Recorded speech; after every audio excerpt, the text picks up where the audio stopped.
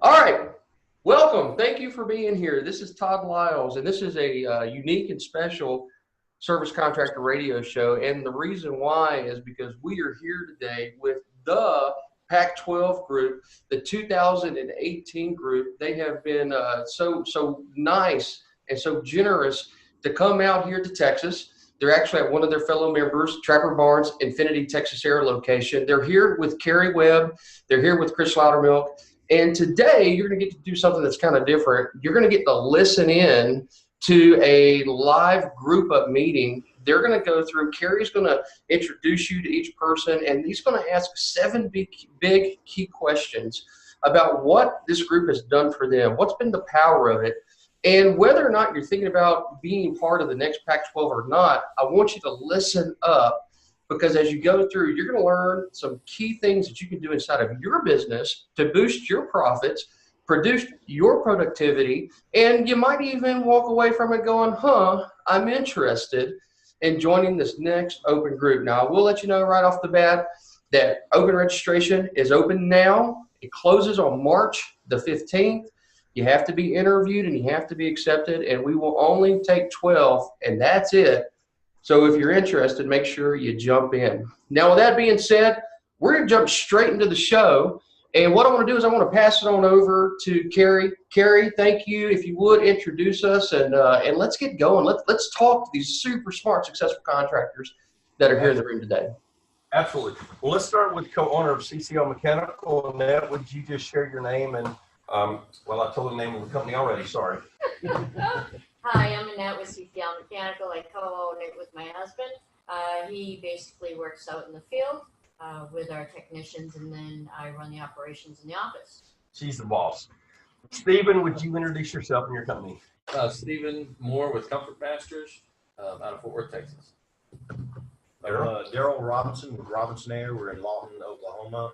It's southwest Oklahoma. Probably no one's ever heard of it. But we're a service install company, about 14. Jerry? Jerry Boyle. I own Tropical Heating and Cooling. We are out in Niagara Falls, New York. Adam Bunyard, owner of Snappy Electric Plumbing, Heating and Air. We are in Atlanta, Georgia. Steve Wallen, Steve's Plumbing and Heating, based in central Wisconsin. Bill Richter with Mike's Air Conditioning and Heating. We're located in Corinth, Texas. All right, thanks, guys. So you heard from the group, you know, their names and where they're located. We've got a very diverse group all over the country. Some about half our group down in the southern states, about half our group up in the northern states. So it's been we've learned a lot from each other. Some of these guys make their big money in the winter, especially off furnaces and boilers. A lot of these contractors make their money in the spring and summer off system change out forced air systems. So I want to hear from you guys today. What do you see as the most critical changes that our companies need to face? What do you see that's facing home service companies right now?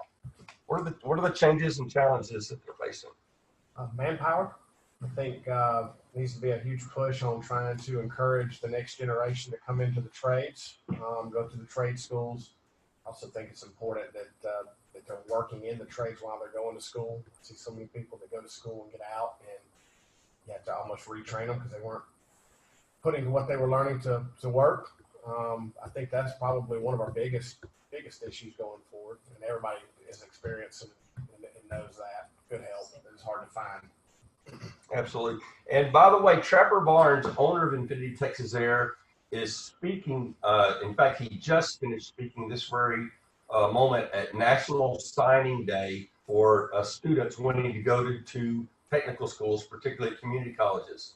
So he is at his the school where he went through his HVAC training years ago, and he was one of the keynote speakers today, and he's on his way back here, should join us here in just a few minutes. Somebody else, what do you see as the most critical challenges that companies are facing, and what do they need to do to get ready for it? Well, I think it's back down to what we've already said about getting our manpower, but I think the difference is I think we will be growing our own. I think we will be training our own. Jerry, you know, he's thinking about it already, and I've been working on it. I think all of us have. You know, we're going to end up with rooms like this and bringing in techs, or, well, potential techs, and train them ourselves so we get what we want. And, you know, it's that type of thing I think is a huge change in the last 45 years I've been in trade. Oh, absolutely. So we're in this beautiful training room right here. You guys can see it.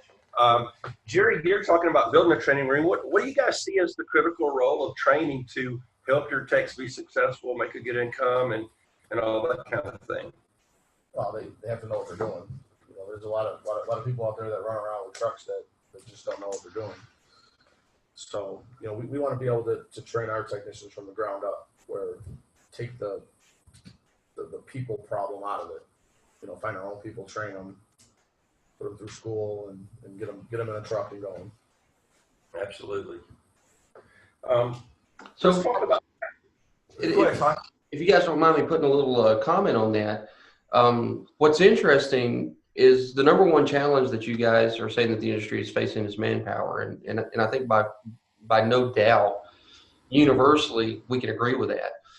As a matter of fact, I know you guys are on your chat, but if you're in the room and you're participating, if you agree with that, just shoot back a yes in the chat function. And what you guys have come to the conclusion of is what, and people are saying yes all over the place here. What you guys have come to the conclusion of is that part of the solution to that is developing a system and a structure where you can build them out yourself.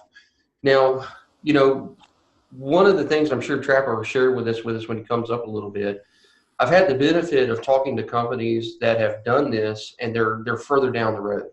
They're 5, they're 10 years down the road. And one that I'm thinking of specifically is one that's owned by Leland Smith out in California.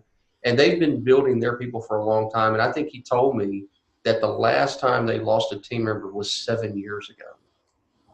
Because not only when you build them, do you build them the way you want them to be, and they learn they're part of it, but the loyalty factor with the people that you train goes through the roof. They're just not very prone to quit because that's what superstars want, and you're also hiring folks for that purpose. So I just wanted to put a little color commentary on that, and just to say, you know, I get it. By the way, one of the things that I'd be interested in is not everyone's going to have this type of room. Maybe their company's not to that size. What are you guys doing right now at your companies? Maybe you don't have a room of this size, but what are you doing at your companies now to go ahead and start this, even though you may not have a room that looks exactly like this? And then I'm going to turn it back over to you, Kerry.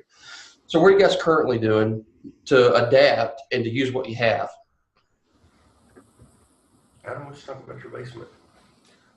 Yeah, so we're finishing out our. We have an older house that we've converted to an office. We have a warehouse for our inventory, but we have a basement that we're finishing out now.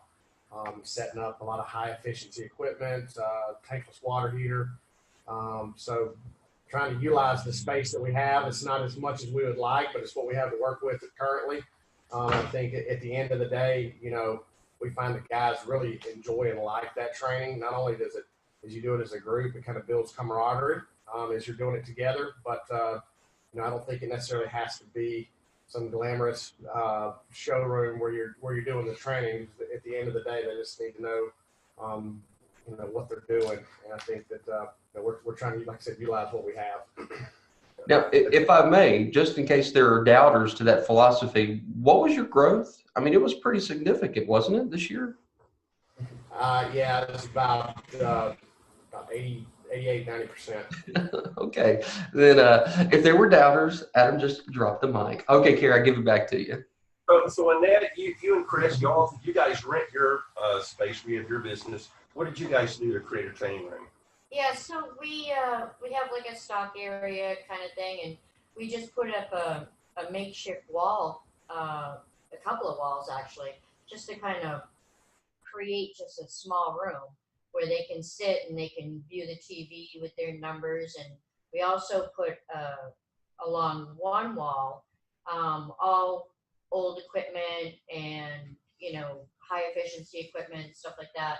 So we could actually train them on how to install a faucet or a tankless water heater or service a boiler or a furnace or anything like that. That's great. I love it. I love it. You don't make an excuse. You just make a reality. You work with what you've got, and that's great. Thanks for the example, Annette.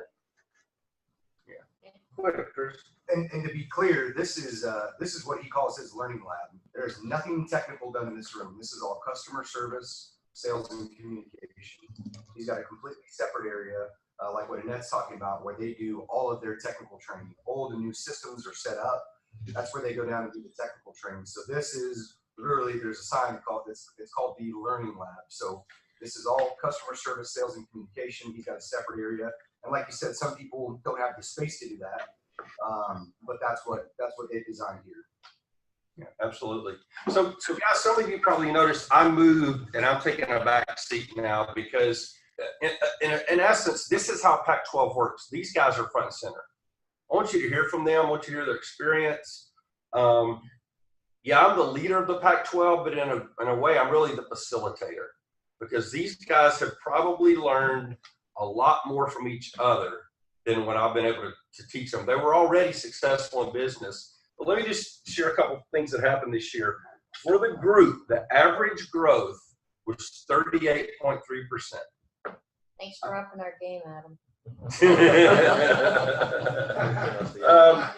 Three of the companies broke the $1 million barrier first time. Two of them broke the $2 million barrier. One of them, I won't say his name, but came within 27,000 of breaking the $3 million.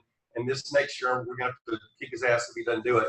But we've got 7 companies that are poised to break the next $1 million barrier this next year. And even as we're talking this morning, these guys are talking about staying together, hopefully for a second year to get even more out of their relationship. So, guys, with that being said, what impact has Pac-12 and the other people in the group, what impact has that had on your business? I think the biggest benefit is finding like-minded owners that, and we're in different parts of the country, but I could not talk to any of I know some of my competitors, and I would love to talk business with them, but I can't do that because they keep it, their cards pretty close to the vest. But these guys, I mean, hell, they'll open up the books to me. They'll tell me what their numbers are, what they're looking for.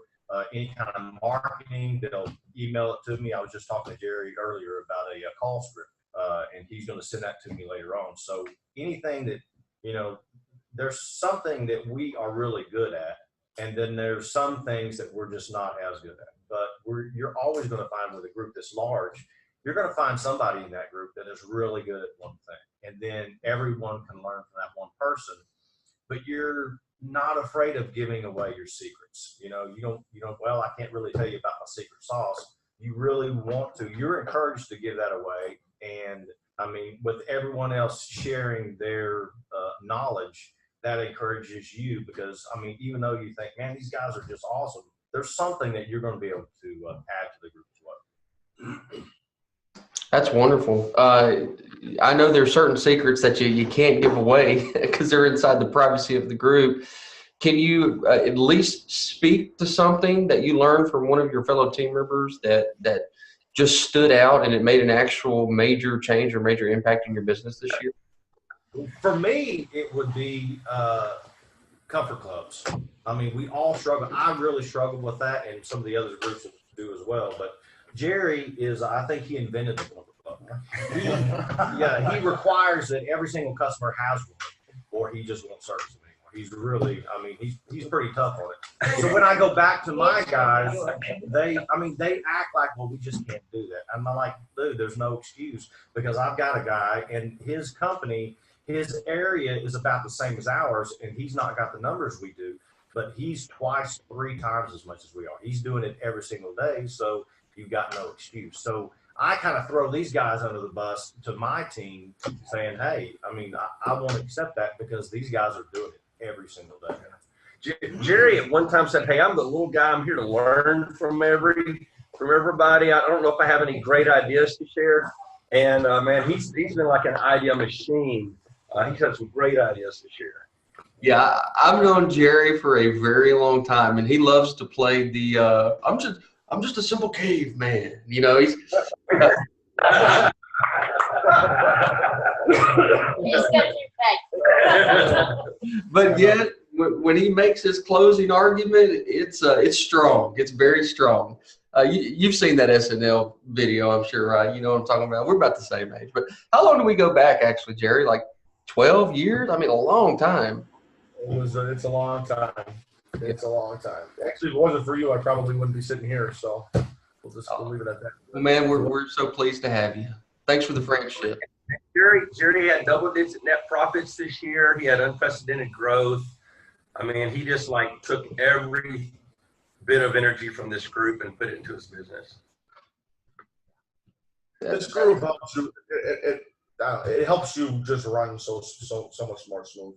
Well, it holds you accountable. Like, so when you want to implement something, you know you're going to have to come back and report to the group, and you don't want to come back with a bad report. You know what I mean? And so it holds you accountable to make sure you execute the ideas that you pick up and you take.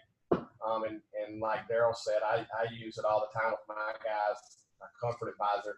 Like, hey man, these guys are averaging $8,000 to $9,000 a ticket. Where are we at? You know, and then all of a sudden he starts stepping up his game. So it's been very beneficial on a lot of the different fronts. Yeah, it's been great. Like, if you have a challenge, you present it to the group, and most likely someone's already faced that hurdle, and they can give you really solid advice about how to go about it instead of trying to figure it out on your own and, you know, perhaps failing quite a few times before you actually get it right. Yeah. Stephen, you had a record year. I mean, you kind of got off to a slow start, and then, you know, how did the group help you? What did you benefit? How did you benefit? I think it really helped with every aspect of the business. I think for me, like Trevor just said, being held accountable, being able to see other businesses, where they're at, what they're doing. I'm sorry, Adam. I'll be traffic. I don't look as good. But I'm not Hollywood. But yeah, as far as just being accountable and, you know, each week having those meetings and learning something new, maybe something you knew in the past. For me, you know, I'm kind of coming out of the truck into the office, working on the business.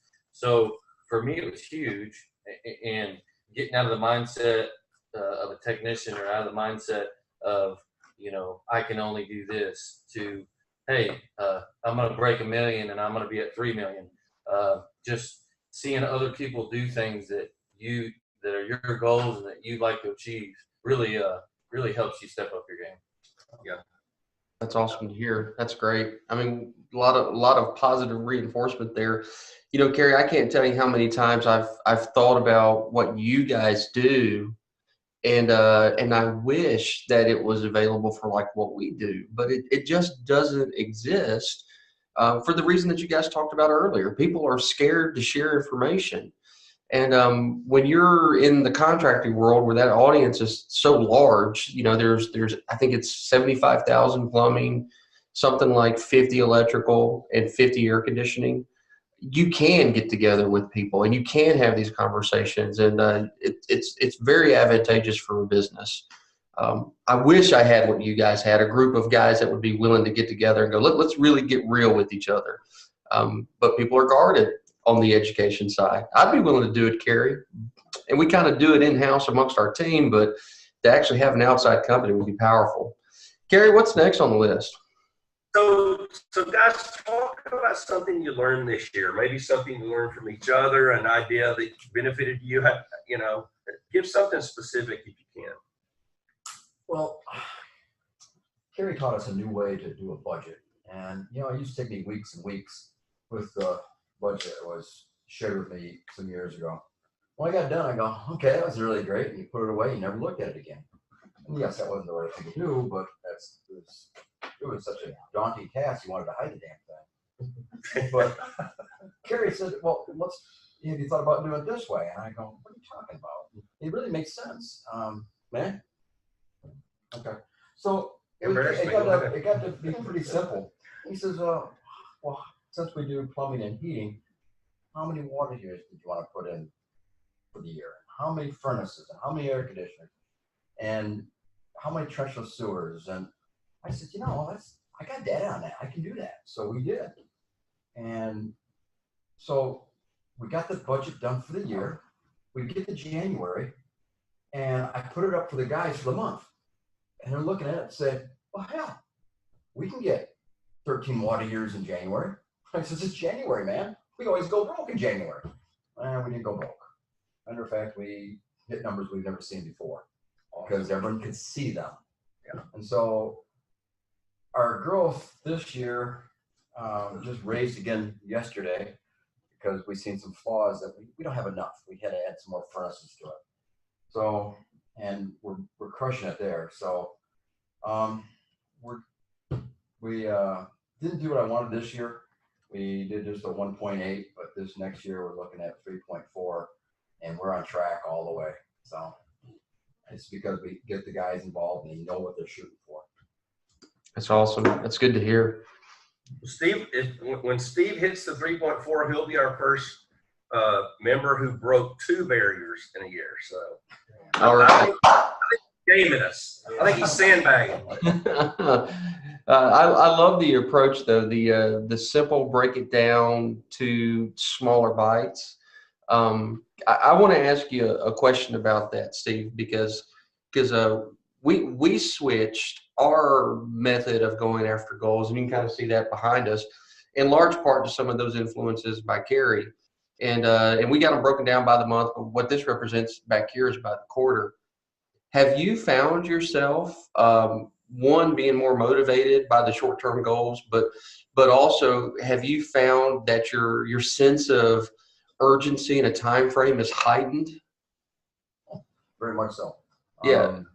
It's been, everyone kicks in better. The whole team kicks in better. But yes, by looking at it saying, well, this is easy. Look at, we're looking at 6 furnaces, 2 boilers. Let's do a trenchless in the middle of January. Let's do 3 of those, and we just go after them. Everybody goes after them then, and they flip leads quicker because they see the potential. Hey, I got one to flip. Look at it. We'll make our goal. So everyone likes to be competitive, but it's easy for us in the office to manage it too. That's good. I have found the same exact thing. So, and I think that's probably universal, isn't it, Kerry? When you break them down, you just go after and get them. Who's had a similar experience as to Steve in regards to that budgetary style? Yes, sir. Yeah, so me too. And I think one of the things that I've learned, first of all, in the group, there's a lot of just little things, marketing tools and spreadsheets and all kinds of different ways to track metrics that are shared that are handy. Some of them we use, some of them you don't. We have a Dropbox folder that we share stuff. But I think one of the biggest things is sharing the numbers with the guys and setting the goals for the guys, and spending a lot of my time making sure that everybody knows what their monthly goals are. And I was surprised to see how all of the techs rose to the occasion and hit their numbers and their budgets even halfway through the month when they weren't close, to continue to give them their numbers, and then all of a sudden they finished the month strong and are hitting their numbers. Has been very beneficial. The one month that I got away from that was one of our worst months last year. So it just kind of reinforced the importance of making sure that the guys are aware of their numbers. Guys, what advice would you have for other contractors who are wanting to experience, kind of this boost in their business? What have you learned, and what advice would you give to them? There's always somebody smarter than you out there. Yeah. Or somebody that's going through the same problems that you are, and it may have come up with a better solution, or a solution that didn't work, so that you don't waste your time trying it. And I think a group like this has been a huge help. It's not too small and it's not too big.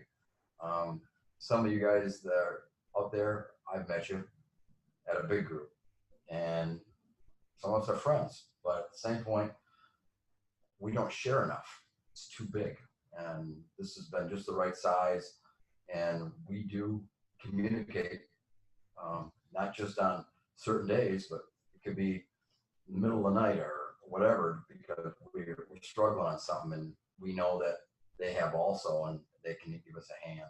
The struggle becomes much easier, and you get over it quickly, and you're moving on, and that's how you get the numbers we're getting. You develop a camaraderie with the people that you're working with, and the trust factor goes sky high when you're in a smaller group like this. You know, we all trust each other to give each other honest answers, and also to help us grow. And that can be a little bit difficult in bigger groups. It's amazing. It's amazing that when you need help, this group, it doesn't matter, 24 hours a day. You send out a request, an email, and they respond immediately. If you need help with this or help with that, no one is afraid to tell you what their best practice is. And that's the thing. Every coach in the world has a coach. All the best business coaches in the world have coaches. And as you want to move to the next level, you only know so many things. And after that, you need someone to help. And these guys are just impressive. Absolutely. So, but like we belong to a bigger group, and we've gotten more out of our Pact 12 because we're getting more spreadsheets that are actually viable to our business in order to actually, help our technicians grow, which also helps our business grow, and also helps me and my husband take a really good look at the numbers and say, you know what, we did not know this before. Now we know this. Now we know what to look for. So those have really been a tremendous help with our business. That's wonderful to hear. Guys, I want to just take a moment to address all the people that are listening and watching. Again, thank you for being here. And there's a few more questions that Kerry has that he's going to ask the group here. And in a little bit, we'll get a chance to say hey to Trapper as well.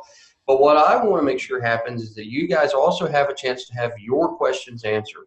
So what I want to ask you to do is take about 30 seconds. We will give you about 30 seconds.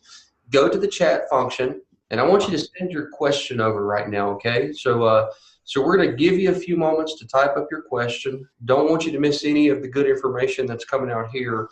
We'll take about 30 seconds to a minute. I want you to type your question into the chat function. You can have a question for Kerry. You can have a question to the group. You can have a question that you have about business in general that's really been, a concern of yours. Send it over. And towards the end, when Kerry's had a chance to go through his top 7 questions, we're going to open up those questions to the group and have a chance for those questions to be answered. Pardon me. So guys, I'll make sure that you know what those are as they're coming in. Kerry, I'll just keep a note of them and save them to the end. So with that being said, I'm going to turn it back to you. Okay. So guys, contractors have fears, misconceptions, concerns. What do you think are some of the misconceptions that keep guys from getting in a group like this? That you look at it and you're like, well, some guys might believe this, but that's just not true. I don't want someone to copy me because I don't want them to be my competition. Yeah. Are any of you guys competition for each other? Nope. Yeah, good competition. Yeah, but not even in the same state competition. Right. Oh, that won't work in my market. Oh yeah, we don't hear Oh that boy. Oh, that won't work. Yeah, my customers won't do that. Accountability. People are afraid of the accountability aspect of joining a group. People are afraid of what they're going to be told or. But as business owners, we don't account to anybody really, and we absolutely need someone to account to, so that way we better ourselves. Otherwise, you just stay stagnant, and you do what you've always done. And I think some people too might be afraid of looking bad in front of their peers, but at the same time, you have to be open to, hey, I'm not doing something as well as I should, because you owe that to your people back at your company. If your company's going to grow, if your people are going to prosper, then you have to be open to, hey, there's something that I'm not doing as well as I should, and if I'm not, these guys are not going to dump on you. They will encourage you, but they'll also tell you, look, dude, you got to raise your prices. You got to stop doing this. You got to stop letting customers run your business. Sometimes you got to fire a customer. Sometimes you have to fire an employee, and it's tough, but it's a little bit easier because you see that in action in somebody else's company. They'll tell you how hard it's going to be, but then they're also going to tell you, what the end result's going to be as well. Daryl, one time you said I like coming to the weekly meetings because I realize I'm not the only one having a bad day or a bad Oh, yeah. week. everybody has the same problems, you know. I feel better about my shitty week when. That's what we're here for, to make you feel better. Yeah. I think there's people out there that don't want to commit to a 1 day a week, you know, or commit to something like this to come down and do this meeting. I mean, we have to leave our businesses, and some of us leave our families, and some of us come down and just go play in the warmth. But at the same point, yeah. But I think that's the other problem that some owners have. They don't want to Invest the time. Yeah. So we do the on-sites twice a year. We went to Annette and Chris's company in the fall, and then we came to Trapper's company this spring. So we'll pick one of our companies who wants to volunteer and go see them again next fall. So it's basically a 2-day on-site because everybody likes each other. In Boston, we made it a 3-day because people came in early. And then this week, for some folks, it was a 4 or 5 day. So, but again, that's voluntary. It's just the 2 days that we're actually doing the work stuff here. How much time during the week do our meetings take? An hour. And do we stick to it pretty well? For the most part, yeah. Yeah. If it goes over, it's It's usually because productive. we're talking. Yeah. That's Yeah. very productive. And it seems like that 1 hour that you invest saves you at least 2, 3, 4 hours that week. Think about how much money you make. Yeah. Right. That's wonderful. Kerry, I've gotten some questions that are starting to come in, and I'm sure we'll address those at the end, but I know we got a few other key questions here. I'd like to make sure that we get those as well. What else did we have on that list of top 7 questions there? I think we're okay, Todd. The last question was, what else do we need to address? So let's see what people are asking. All right, here's a great question from Steve. And Steve says, what do you feel is your most urgent daily task as a general manager or as an owner? That's a great question, Steve. Thank you for asking. So what's your most daily urgent task as a general manager or as an owner?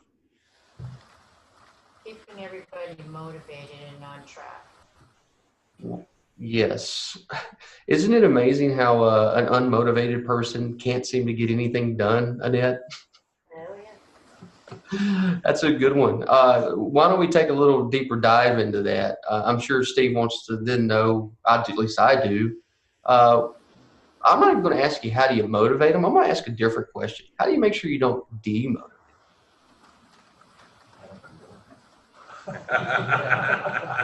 You guys laugh because you know exactly what I mean by that, don't you? It's funny how sometimes motivation, when we're trying to pump someone up, will do the opposite, right? Because that accountability, there's a fine line of getting excited versus, how do you not demotivate them? So Todd, let's go back to, while we're at Trappers. He invited us to come here, but some of you may not know, he just won basically best places to work for contractors for the whole country. A huge recognition, huge award. And part of it's about building that culture. It's not about a guy giving you his time. It's about him giving you his energy. So if a guy will give you 6 hours of energy, you may make way more money than a guy who gives you 9 or 10 hours of time because he's just working overtime, working the clock. So I think that's part of that magic, building that culture, building that teamwork, building that camaraderie.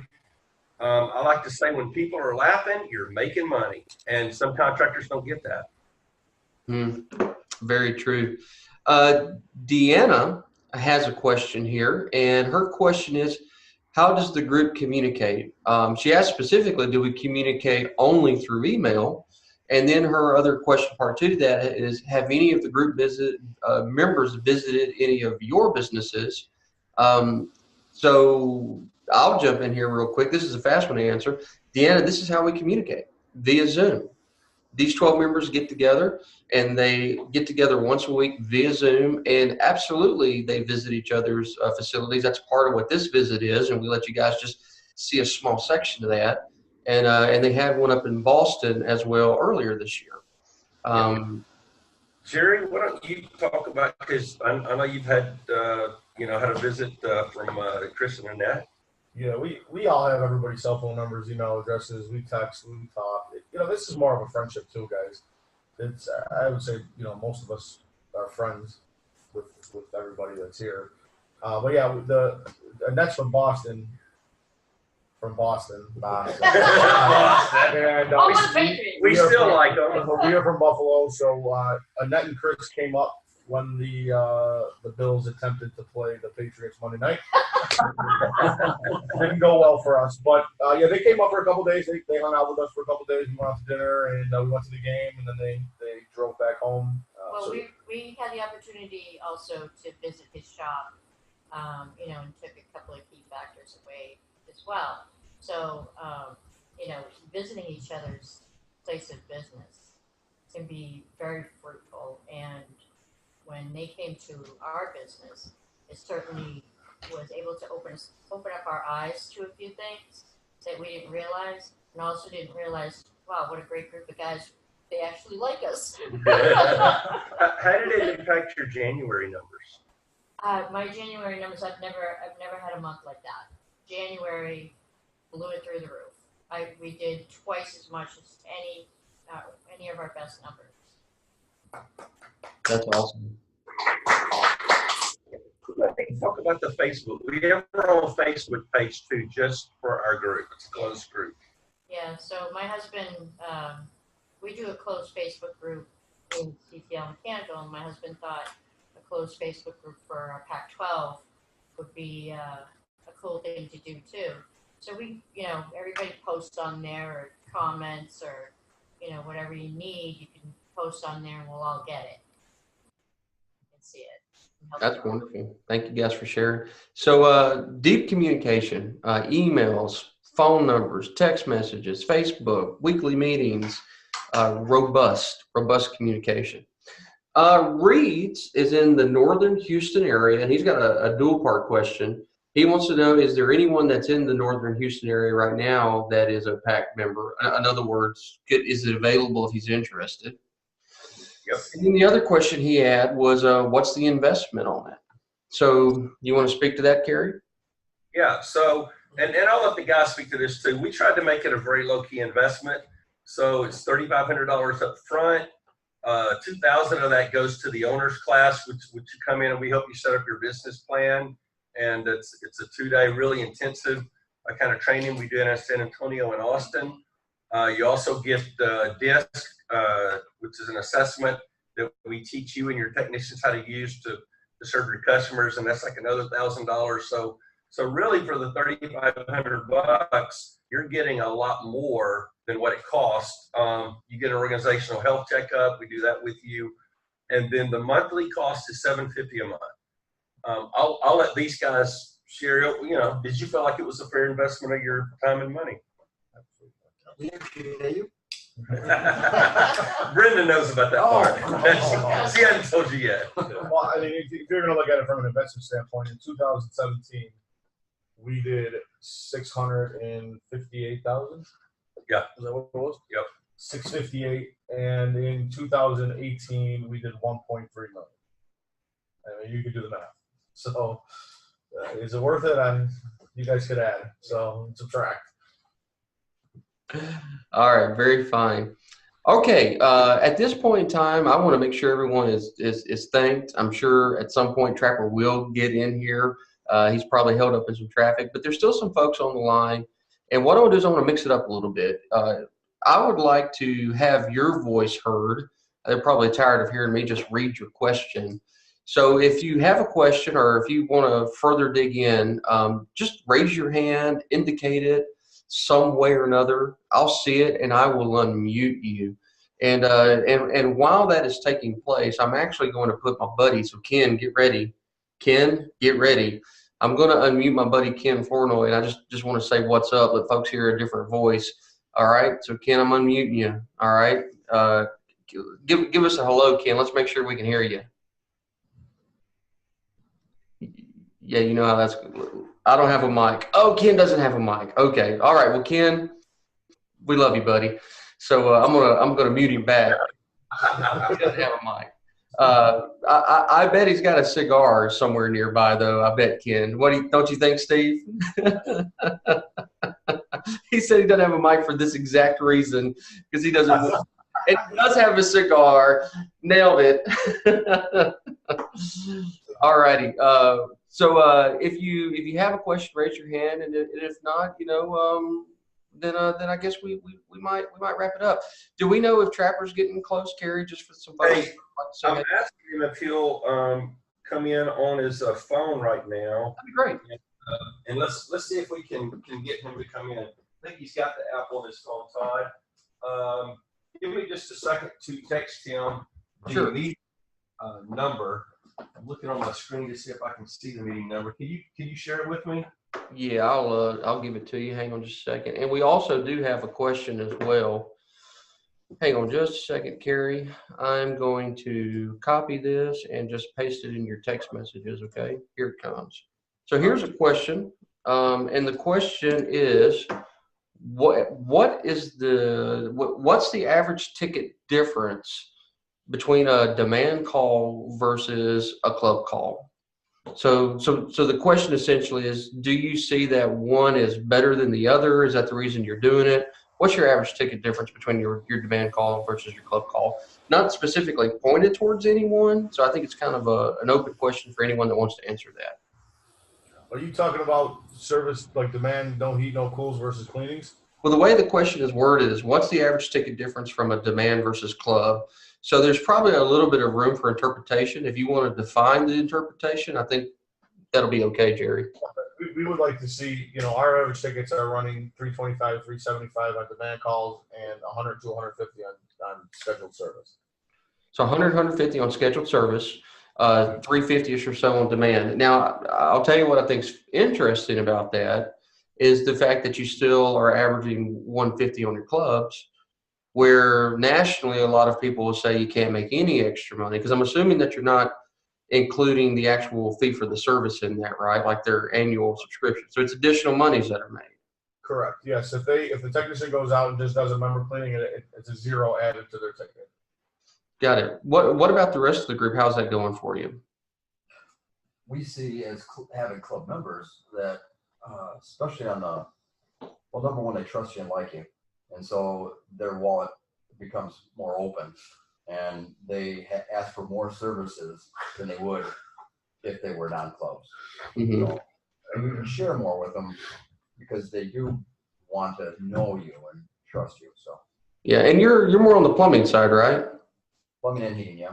Plumbing and heating. I can share with you that just from watching the numbers from our clients, it's interesting. In the long run, it kind of averages out.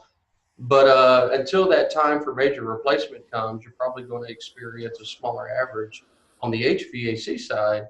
But on the plumbing side, we find that to be the opposite of the case.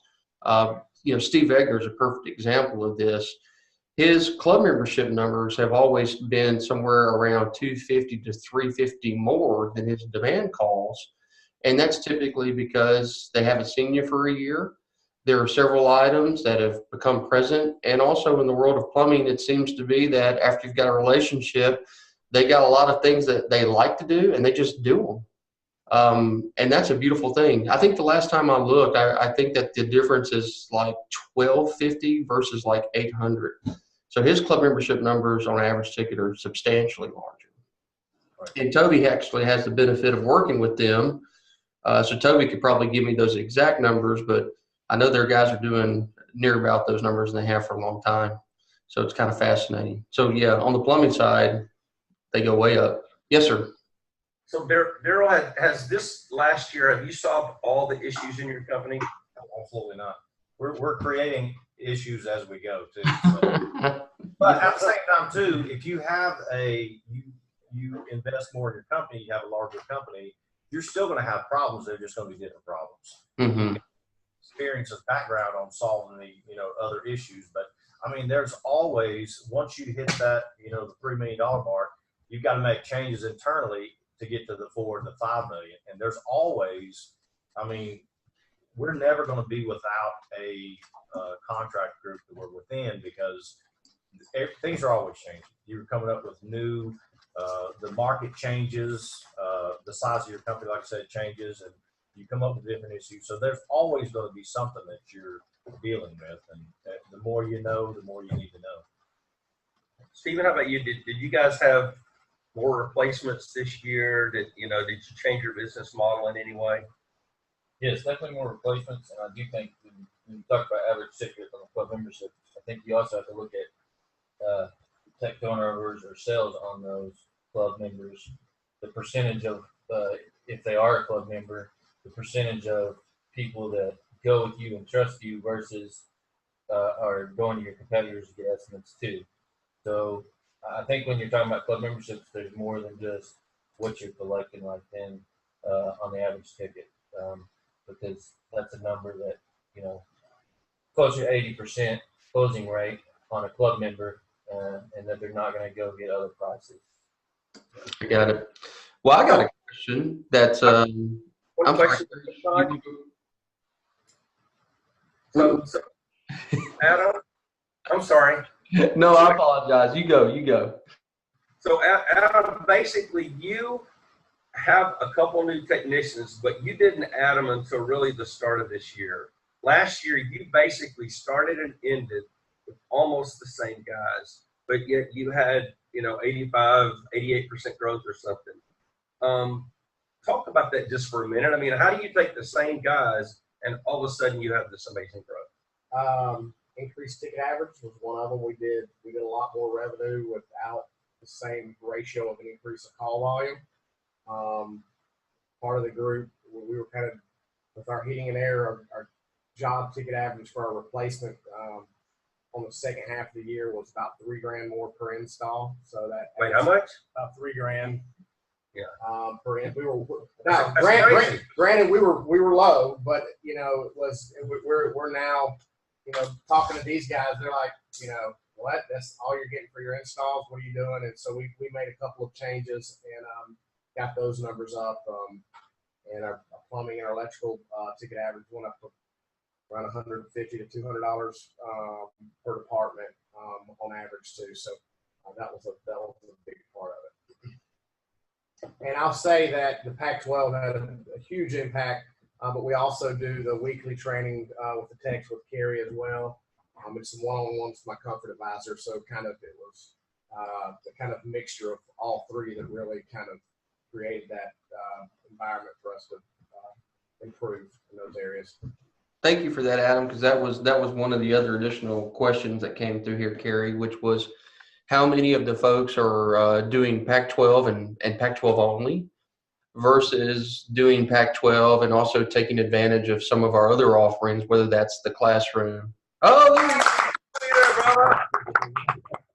Hey guys, I told y'all Trapper was coming, and definitely wanted y'all to meet him. Trapper, how'd your talk go? Oh, well, it's a lot of people, a lot of kids getting to sign their letter of intent today. It was fun. Fantastic, yeah, sure. Fantastic. No, stay right here with me, and I'll give you a chance to answer a couple questions too. Sure. So Trapper, you got this great training room. Obviously, you're doing a whole lot of things right. Why Pac-12? How's it help you? What have these people meant to you this year? Well, I think the biggest thing is an accountability. You got applause in the background. It's raining. It's raining like crazy. Accountability is huge, and I think it's from we hold each other accountable for the processes that we put in place. We hold each other accountable for the numbers that we deliver and we prepare. And at that point, I think we learn definitely even more from each other, in that way. Awesome. Todd, what other questions do you have for us, sir? Well, one of the questions that came through was kind of what you guys were getting towards, which was how many of you are doing Pac-12 plus having some additional service from our company, whether that's sending people to the classroom or doing the ongoing training. So there's a good point, right? Most are, but not all are. So whether you do it all or you do it some, there's a benefit across the board, though. And that was just a general question that came from the room. Okay, Trapper, tell us a little bit about what you were just doing, because you were out there drawing up the recruitment, side of our business, I think, right? So tell us a little bit about that. Yeah, so local community college here reached out to us after we were named, best contractor to work for 2018, and I actually attended the tech school there back in 2002, 2003, and they reached out and said, hey, found out about you getting this award. We'd love for you to come and be a part of this NC3 National Letter of Intent Signing Day. Like a high school kid that's a blue chip athlete, coming out and signing with a big University of Texas or something like that. Not anyway, something like that. But it was really unique. So they've created this National Letter of Intent Signing Day for our young upcoming youth that is going to be getting into technological trades. So heating and air conditioning, electrical, plumbing, automotive, vet tech. I mean, there were probably, I don't know, 400, maybe 300 or 400 kids that were coming through there today. And what was great is they took the time for each one of them to walk down, sign their name on their letter of intent, get a hat. It was set up just exactly like that. So for us to be able to be a part of it and be recognized there, it allows us to kind of be a front runner in the recruiting game for our team and continue to grow the culture and the health of it. Awesome. That's really cool. And it's really neat that you were willing to participate in an adventure like that for the kids. That's fantastic. So, guys, by the way, if anyone has a question for Trapper, you can send it. We'll probably hang on about another 5 minutes before we wrap up unless questions come in. Also, for those that are in here, I've sent you the link to Pact 12. If you look at that link, what you're going to find is you're going to find a form that you can fill out. By the way, that form doesn't put you in Pact 12. That form gives you an opportunity to talk to Kerry on a one-on-one conversation. You have to qualify to be part of it, which means you got to go through the interview process. If we talk about what it means to be part of the PAC, it means that you've got to have passion, right? You got to be passionate. You got to be willing to put the action towards the work and accountability. That's the A. You got to be committed, and you have to be tenacious. If you don't have a backbone and you're not passionate, you're not fired up, this isn't for you. You wouldn't be accepted anyway. But if you want to go through the interview process, hit the link, put your name in there. Kerry will schedule a time to visit with you when he's not here with this group today. And you will also get 4 videos that you can watch on your own. You'll get 1 each day, so that'll be a benefit to you, no matter if you join or if you're accepted to the group or not. So I sent all of you that.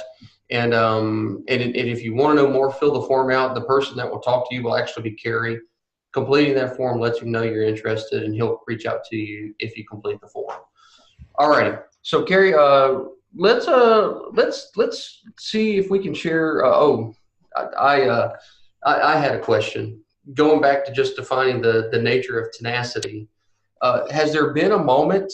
You guys have talked about accountability, but has there been a moment when someone maybe wasn't as tenacious as they should have been, and maybe the group corrected their behavior, if you know what I'm saying? This is the hammer. Yeah, there's no filter. Exactly what it is. Hashtag whatever you think. Yeah. I can't see behind it. So you'll get on them a little bit, Jerry, if they're not focused. Is that what I'm hearing? Oh, it's not just Jerry. Don't let them kid you. It's everybody in this group. They have their own personality and style, but everybody in this group will correct them, try to help them, encourage them. But if you don't want to change and you don't want to hear any correction, don't get in this. Yeah. Because that's what this group's about. Yeah, you kind of weed yourself out if you're You got, well, if you're going to do this journey for a year, you certainly need to be a motor, not an anchor. So you know, because this boat's got somewhere to go and everybody's in the boat together. All right, well, guys, man, I'm just so pleased to have an opportunity to invest an hour with you guys, and so thankful that you took an hour to talk to the world. And we're going to use this message and we're going to spread it around. Yes, sir, Kerry. I want to say this too, and I say this with sincerity, but you know, these guys have become my friends, and these guys have impacted me, supported me. We've had some challenges this year in our own family with my wife's health and things like that, and I'm just going to tell you, these are just the greatest guys, salt of the earth. There's not one of them. If I called them in the middle of the night, they would do whatever they needed to help me. And it's been a privilege to be part of this with these folks. I want you to know that they are amazing people. And I've had the opportunity to witness several of those very selfless acts where they're coming to support. Several of them, and I won't put them on the spot, at different times have asked me for your address so that they could send you and Lisa some nice things. So that's recognized, and it's wonderful to be part of that. So that's very cool. Well, guys, thank y'all so much. We very much deeply appreciate you being part of this together and with us. The respect goes both ways, and the appreciation goes both ways. Thank you, Trapper, for hosting the event over these couple of days. And guys, we look forward to continuing to see y'all's great success. Thank you to those that have been listening and are watching. And if you're interested in joining the Pact, hit that button, fill out the form, and Kerry will invest some one-on-one time with you. You don't want to miss that one-on-one time. You really want to visit with him. He's a smart guy. He can help you out a bunch. That's it for now. Now, Trapper, we all had a learning lesson. It is, what is it, guys? How do we say the name? Infinity Texas Air. Oh, we practiced. Infinity Texas Air. Yeah, sorry, I just said I left out the Now, I want to see if everybody knows the tagline. I'll put you on the spot, everybody. We have a tagline, right? We have a tagline. Let's see if we can close out together. And I will put it's we turn learning into earning in case you need some help. We turn learning into earning. All right. So, well, I didn't want to be embarrassed. So let's do it all together, and we'll end the show on the count of three. Ready? 1, 2, 3. We turn learning into earning. We all win a royalty for that. Yeah, great.